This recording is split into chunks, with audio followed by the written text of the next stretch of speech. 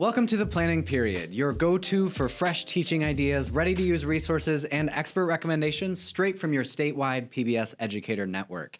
This week, we're celebrating Black history and looking ahead to the future with STEM innovators, a NASA video challenge, and an exploration of place-based learning. Plus, I'll take you through an incredible resource featuring interactive 3D models of Leonardo da Vinci's inventions. Let's get started. It's still Black History Month, and it's National Engineers Week, so let's take a minute to spotlight Black scientists and engineers as windows and mirrors for students.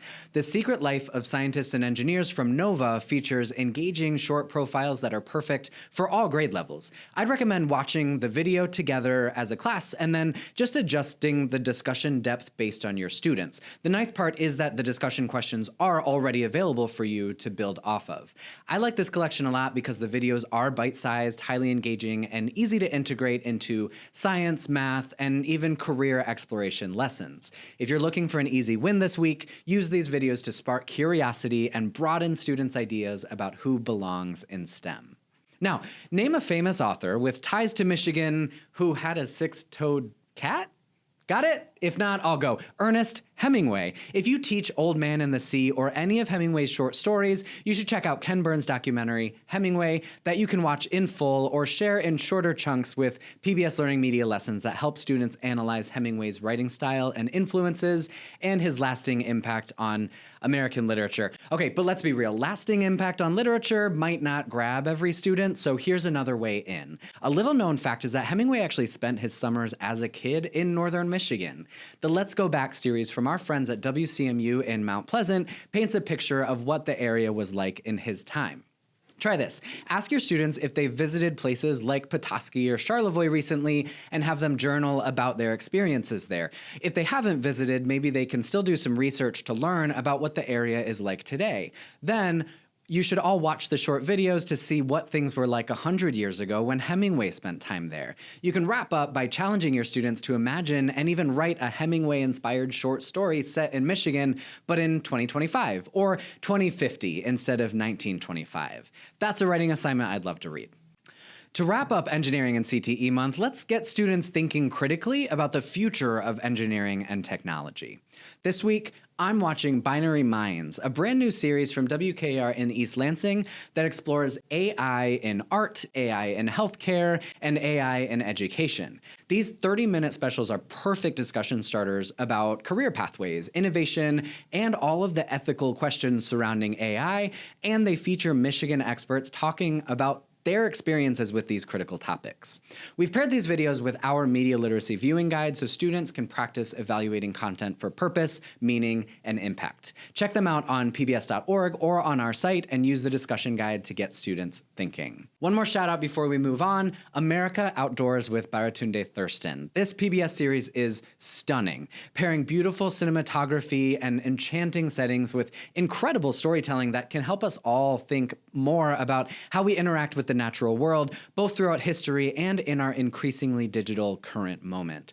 Thurston introduces students not just to amazing and less talked about places across the country, but also to the diverse people who shape those places. Full episodes and discussion guides are available on PBS Learning Media, so if you need a no-prep full class period lesson, consider it done. Now let's dive into PBS Learning Media and check out an amazing new interactive lesson featuring Leonardo da Vinci's designs. So there are a couple different options in this lesson. We're going to click into this automatic cart. It talks about how Da Vinci actually designed this self-propelled cart, which is probably supposed to be like an early vehicle. We're going to open up, and it's loading this 3D tour. Scroll down to experience. So I'm going to check it out.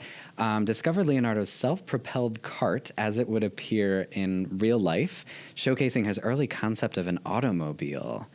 And as you scroll, it's kind of rotating. This is really sweet. You can see like the early wheels and the axles and how he was applying what I'm guessing are some early like engineering and design concepts to put this together. This would be a really cool opportunity for like your STEM or engineering students to think about how these basic like shapes and tools and things are coming together, and how some of our earliest tools are built. And then there's background and history here. Fun fact, it's likely that he used a similar design to build a lion automation in 1515, which he used to present flowers to King Francis I of France for entertainment. I love this. So tons that you can apply in here. There's so much detail in this interactive. I love it. Oh, even down to like some of the wire, and you can see like illustrated gears and stuff here. I can totally see students who are really interested in cars or interested in like computer science and some of these other technologies that are being used here to produce this for us. Getting really excited about this. So yeah, basically this is a really cool interactive. There's a couple different versions of this on Learning Media. We'll put the link in the description for this video so you can check it out and maybe share it with your students. I would say obviously in STEM, you can take a look at the shapes and what's being used to create this design, but I think it is also relevant for a social studies class, especially if you're looking at like ancient history or the time when Da Vinci was around and what was being invented and how people traveled.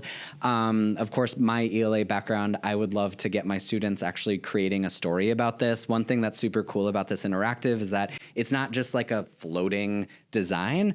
It's placed on like this kind of mountain here, and it's cloudy, and there's like this whole landscape. So I think it would be really cool to invite students to think about a creative writing or even poetry experience based around this.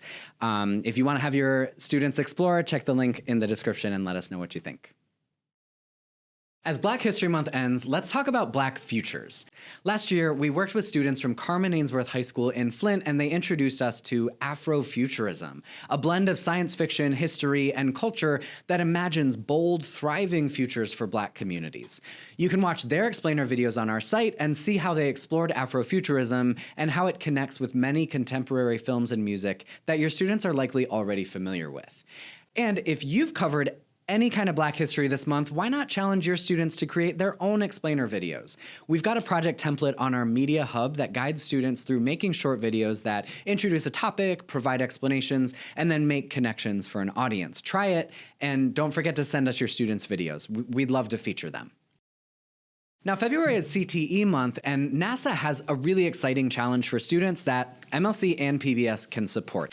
Every year during Career and Technical Education Month, NASA invites students to create short videos showcasing CTE courses and careers that will be essential for future space missions. What does this mean? Think beyond astronauts. Think engineering and technology, computer science, even food science, welding, and metals fabrication. NASA needs all kinds of careers for our future.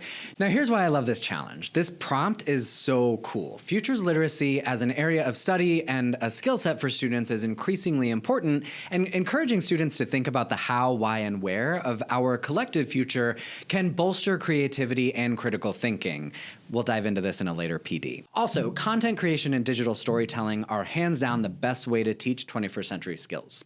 Project-based learning through media making empowers students to get creative, work collaboratively, and design with purpose. Now, I also get excited about this because I've got you covered with resources. In the description for this video, you can find links to PBS and Michigan Learning Channel lessons on things like interviewing techniques, capturing B-roll, editing high-quality videos, and we'll include a ton of the existing career exploration content we have that can help students think creatively about the careers they might showcase and how to produce segments about them. Finally, I want to feature your students' work. If they do submit their video to NASA, send it our way too. We love celebrating what Michigan students create, and whether or not they win the contest, their voice always has a home on the Michigan Learning Channel. It's place-based party time! Place-based education helps students think critically about where they are and how it impacts their learning. This week, we're celebrating Michigan's history with a few unexpected stories. First up, Smokey Bear turns 80. The first Smokey Bear campaign launched nationwide in February 1944, and Michigan's DNR quickly adopted the icon to promote responsible stewardship of our amazing forests across the state. Bring this history to life in your classroom by swapping travel stories and helping students think about the impact of fire safety in our state. Students can also evaluate how the campaign evolved over time and then maybe even create their own ads for an environmental issue that they care about today. Speaking of 1944, in the same year, Grand Rapids had some serious name change drama.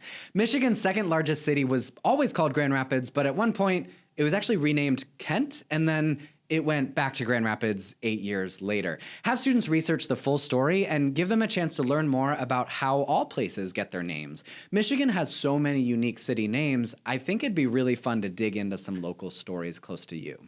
And finally, a local hero, Rosa Parks. This week in 2013, a Rosa Parks statue was installed in the US Capitol. As a bonus fact, Parks was actually born this same week 100 years earlier in 1913. Biographical research project, anyone? You know I've got a PBS resource for you to help you introduce your students to Rosa Parks' remarkable story. Check the description for the link. If you have other unique Michigan history moments to share, drop them in the comments. That's it for this week. Which resource are you most excited about? Drop a comment below and don't forget to subscribe here and follow us on social for more teaching ideas, resources, and classroom-ready content from the Michigan Learning Channel. I'll see you next time.